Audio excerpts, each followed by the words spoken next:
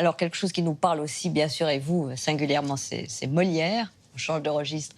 C'est mon copain. C'est votre copain, bah oui. Vous l'avez si bien interprété que vous en avez eu un Molière, d'ailleurs. Vous l'avez sous le bras, vous êtes parti avec. Et vous étiez effectivement merveilleux dans l'École des femmes, aux côtés d'Agnès Jaoui. Direction Catherine Yegel. Aujourd'hui, eh bien, on peut voir Tartuffe au Théâtre de la Porte Saint-Martin, là où vous jouiez. Et puis à la Comédie Française, c'est Fourberie de Scapin, dont on parlait. Voilà. Le rire chez Molière, avec Sabrine Casbaoui. C'était l'un de ses immenses talents. Le rire. En une trentaine de pièces, Molière s'est affirmé comme le grand maître de la comédie. Alors que Michel Faux reprend le Tartuffe, en compagnie du grand Michel Bouquet au Théâtre de la Porte Saint-Martin, et que Denis Podalides met en scène les Fourberies de Scapin à la Comédie Française, nous nous sommes demandé quelles étaient les ficelles de l'humour chez Molière. C'est la question la plus difficile.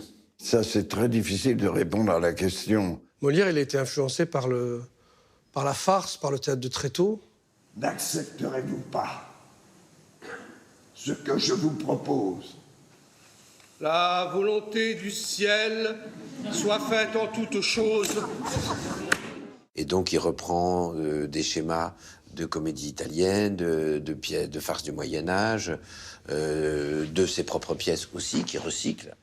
Et en même temps, il a été influencé par Corneille et par la grande tragédie baroque. Donc du coup, il se fait un mélange des deux. Et je pense que le monde est comme ça, la vie est comme ça. Elle est un mélange de grotesque et de sublime. Il arrive à créer une alchimie qui fait que ça prend.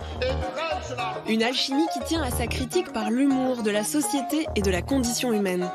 Sa misère est sans doute une honnête misère. Je crois que cet homme qui a fait tant rire est en même temps un homme très strict, très rigoureux, très travailleur.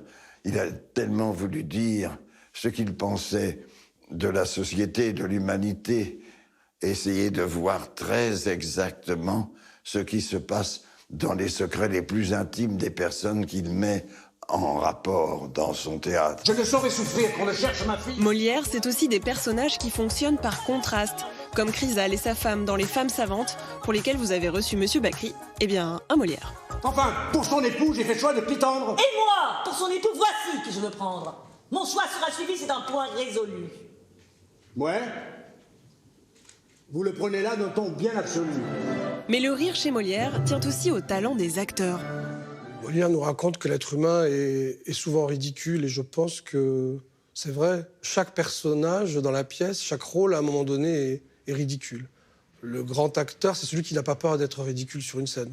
C'est-à-dire que Michel Bouquet, qui est l'histoire du théâtre à lui tout seul, il n'a pas peur de faire des grimaces, il n'a pas peur de vociférer par moments. Taisez-vous, s'il vous plaît. Si on ne vous aimait... Je ne veux pas qu'on m'aime. Et je veux vous aimer, monsieur, malgré vous-même.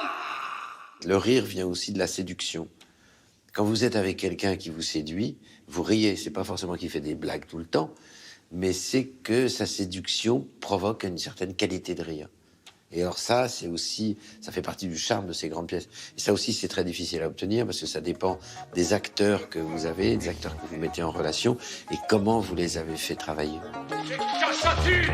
Enfin, on ne peut parler de rire chez Molière sans évoquer la force de ses dialogues. Il y a des échanges de répliques, ils sont si étourdissants, si beaux, si logiquement construits, que forcément le rire vient. Et je vous suis garant qu'un sot savant est sot, plus qu'un sot ignorant. Le sentiment commun est contre vos maximes, puisqu'ignorant et sot sont termes synonymes. Il y a chez lui une poésie du rire. Si vous voulez prendre aux usages du mot, l'alliance est plus grande entre pédant et sot. Intelligence. C'est ça que vous retenez?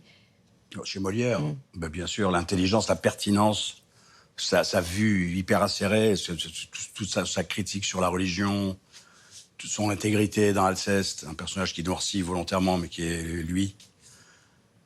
Et puis la justesse, c'est la justesse qui fait rire. Enfin, pour moi, si on me demandait, je dirais ça. Je dirais que tant que c'est pas juste, on rit pas. C'est-à-dire que bien que ça ait été écrit au XVIIe siècle, aujourd'hui, cette justesse, elle nous apparaît... ça bouge pas, oui. 4 siècles plus tard, ça bouge pas parce que son point de vue est bon, mais parce que sa vue des choses, sa vue de la société est juste. Donc on rit c'est un réflexe nerveux, le rire. D'un coup, il y a quelque chose qui nous plaît, qui tape pile dans le mille. Enfin, pour moi, c'est ça le rire, c'est la justesse. Quel souvenir gardez-vous, vous, de ce rôle de Chrysale que vous avez Moi, j'adore. Et puis les Alexandrins, c'était un voyage magnifique que j'ai fait parce que j'adore Molière. Je peux pas vous dire plus. Donc c'était un plaisir de dire ses vers tous les soirs. Avec Agnès, souvent, au bout de 20 ou 30 représentations, on était encore à se dire « Oh, qu'est-ce que c'est beau ce moment où il dit ceci, cela. » Enfin, je veux dire, vous le découvrez, vous le dégustez tout le temps, quoi. Et dans votre projet d'écriture, alors il y a un film en préparation, Jean-Pierre Bacri avec Agnès Jaoui. Plus qu'en préparation, on a fini de le tourner il y a 2 semaines, là. Ça s'appelle Place Publique.